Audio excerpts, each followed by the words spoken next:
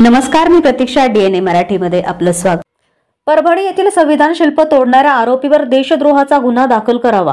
Police अत्याचारात बळी पडलेल्या सोमनाथ सूर्यवंशी याचे मृत्यूस जबाबदार असणाऱ्या पोलीस अधिकाऱ्यांवर सदोष मनुष्यवधाचा गुन्हा दाखल करून त्यांच्यावर निलंबनाची कारवाई करावी. सूर्यवंशी यांच्या कुटुंबियास 25 लाख रुपयांचा मदत निधी मिळावा या मागणीसाठी आज रिपब्लिकन पार्टी ऑफ इंडियाच्या वतीनं जिल्ह्याचे जिल्हाधिकारी यांना निवेदन देण्यात आले. यावेळी रिपब्लिकन पार्टी ऑफ इंडियाचे जिल्हाध्यक्ष सुनील साळवे, शहर जिल्हाध्यक्ष किरण दाभाडे यांच्यासह आंबेडकरी अनुयायी उपस्थित होते. परभणी येथे 10 तारखेला जी विटंबना झाली, शासनाने त्या विटंबना करणाऱ्या हरामखोराला मनोरुग्ण म्हणून घोषित करून जमावाला शांत करण्याचा प्रयत्न केलेला आहे. 10 तारखेला विटंबना झाल्यानंतर त्या ठिकाणी फुले शाहू आंबेडकरांच्या आणि संविधानाचा आदर करणाऱ्या सर्व कार्यकर्त्यांनी रस्त्यावर येऊन आपला आक्रोश, आपल्या भावना व्यक्त केल्या. म्हणजे गुन्हा केला नाही, परंतु त्यामध्ये जाळपोळ झाली. त्या ठिकाणी पोलिसांच्या गाड्याच्या काचा फोडल्याच्या व्हिडिओ व्हायरल झालेले आहेत. त्या ठिकाणी जो पोलीस अधिकारी आहे, तो पोलीस अधिकारी त्याचं जर रेकॉर्ड तपासलं, तो नांदेडला होता, त्या ठिकाणी जातीय दंगल झाली. तो पोलीस अधिकारी भीमा कोरेगावला होता, त्या ठिकाणी जातीय दंगल झाली. तो पोलीस अधिकारी परभणीला गेला, त्या ठिकाणी जातीय दंगल झाली. त्याची चौकशी करण्यासाठी SIT नेमावी ही रिपब्लिकन पक्षाची पहिली मागणी आहे. रिपब्लिकन पक्षाची दुसरी मागणी अशी आहे की त्या माते फिरूच्यावर देशद्रोहाचा गुन्हा दाखल करून 6 महिन्याच्या आत त्या केसचा निकाल लागला पाहिजे. ती केस फास्ट ट्रॅक कोर्टात चालवली पाहिजे आणि त्याला जर शिक्षा झाली तर भविष्यात संविधानाचा अपमान करण्याची कोणी हिंमत करणार नाही, धाडस करणार नाही, असं आमचं मत आहे. आमची नंबर 3 ची अशी मागणी आहे की त्या आंदोलनकर्त्यामध्ये हजारो कार्यकर्त्यांना, आमच्या महिलांना अमानुषपणे मारहाण केलं, अटक केली. आम्ही जेलला घाबरत नाही.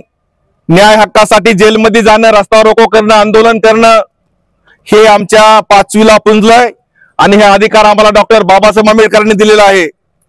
परंतु आमच्या लोकांवर अन्याय करणाऱ्या पोलीस अधिकाऱ्यावर गुन्हे दाखल करा.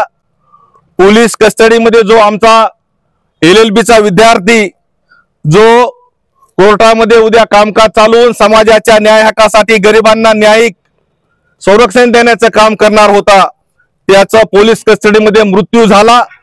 आणि सोमनाथ सूर्यवंशी हा आमचा वडार समाजाचा, बाबासाहेब आंबेडकरांच्या विचाराने भरपटलेला कार्यकर्ता, ज्याचा पोलिसांनी खून केला असा आमचा पूर्ण विश्वास आहे. आणि त्या ठिकाणचे पोलीस SP सांगतात की त्याला अटॅक आला. पोलीस अधिकारी हे पोलीस स्टेशन चालवू शकतात, ते डॉक्टर होऊ शकत नाहीत. डॉक्टरांचं काम डॉक्टर करत आहेत. PM रिपोर्ट मध्ये ज्या टिप्स आल्या त्यामध्ये त्याला बेदम मारहाण झाल्यामुळेच त्याचा त्या ठिकाणी जीव गेलेला आहे. तरी त्या पोलीस अधिकाऱ्यावर 302 चा गुन्हा दाखल करावा ही आमची प्रमुख मागणी आहे. आणि त्या कुटुंबाचं पुनर्वसन करण्यासाठी त्या कुटुंबाला 25 लाखाची मदत मिळावी ही आमची प्रमुख मागणी आहे. या मागण्यांचं निवेदन माननीय जिल्हाधिकारी साहेबांना आम्ही आता दिलेलं आहे. परभणीमध्ये जे आमच्या बांधवांवर पोलिसांनी जो अत्याचार केला, त्या अत्याचारामध्ये जे आमचे बळी गेलेले आहेत, सोमनाथ सूर्यवंशी यांचा आम्ही जाहीर निषेध करतो व त्यांना न्याय दिलाच पाहिजे. जे पोलीस प्रशासनाने त्यांच्यावर हातोडा घातलेला आहे, जे त्यांचा खून केलेला आहे, त्यांनी त्याची उणीव ते भरून देणार नाहीयेत. परंतु इथून पुढे आमच्या कुठल्याही कार्यकर्त्यावर किंवा आमच्या जेवढे संविधान मधले जे मानतात संविधानला आणि जे लोक असे पुढे येऊन हिंसा करतात आणि त्यांना जे सोडायला जातात की हे असं हिंसा नाही झाली पाहिजे, या लोकांवर जे पोलीस अमानुष बेदम मारहाण करतात हे थांबलं पाहिजे पोलिसांकडून. प्रतिनिधी मुंतजीर शेख, DNA मराठी, अहिल्यानगर.